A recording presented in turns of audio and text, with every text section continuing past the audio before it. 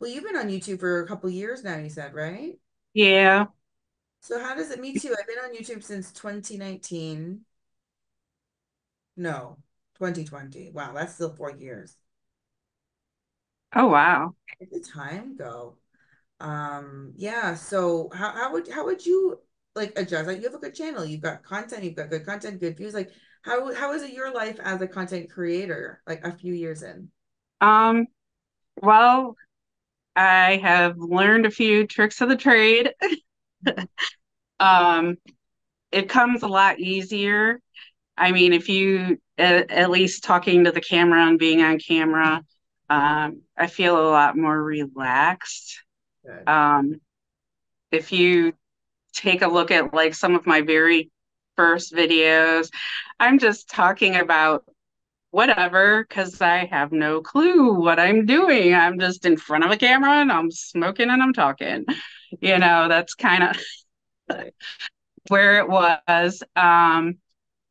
But then as things started to grow and progress, I started making custom videos. And actually, I'm kind of at a halt with that right now um, because I'm actually on some videos in Pornhub with a smoking fetish and clips for sale, and I have an OnlyFans. I find sometimes keeping up with all of this can be a little overwhelming. Um, but I do the best I can because I do work full-time day job as well. Um, but I love it and I'm seeing more and more opportunities.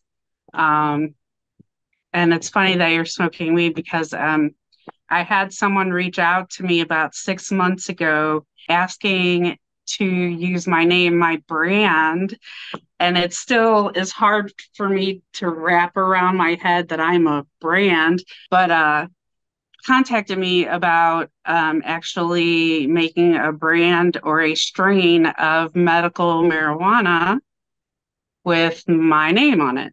Amazing. Okay. I'm like, okay, wow, all right. So they're in the process of growing it and getting all that lined up, and we're in the process of like getting the marketing ready and stuff. Um, yeah, it's kind of crazy to me. Like, Yeah.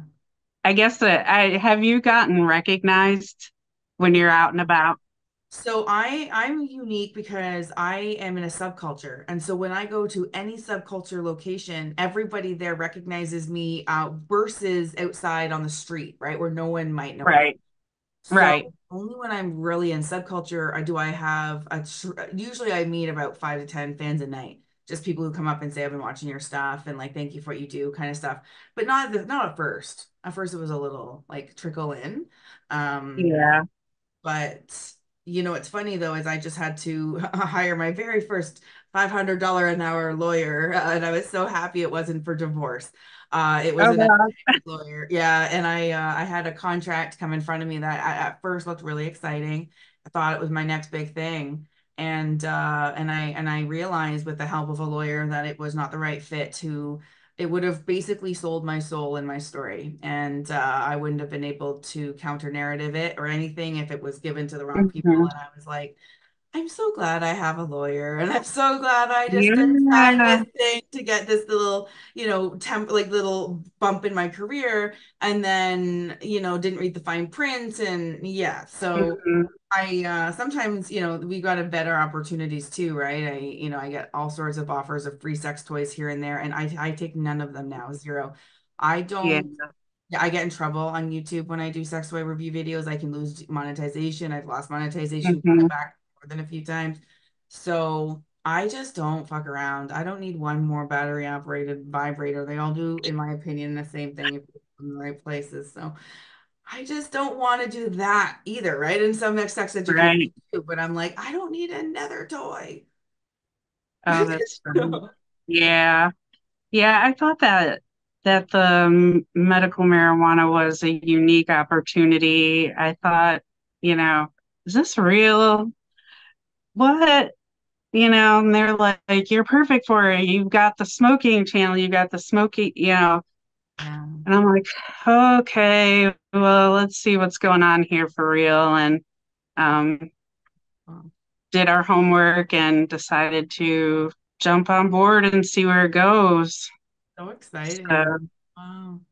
another, actually, she's a porn star that's been in the porn industry for like 30 years that has her own strain or brand or whatever you want to call, weed line. I don't know what you call it. So Um, cool. but yeah, so I'm Oh. kind of excited for that. I'm kind of excited to see where that goes. Well, it reminds me of my condoms. Instead of a normal business card, I give out TorontoUnicorn branded condoms. I don't know if you can see that, my Oh, logo. that's awesome.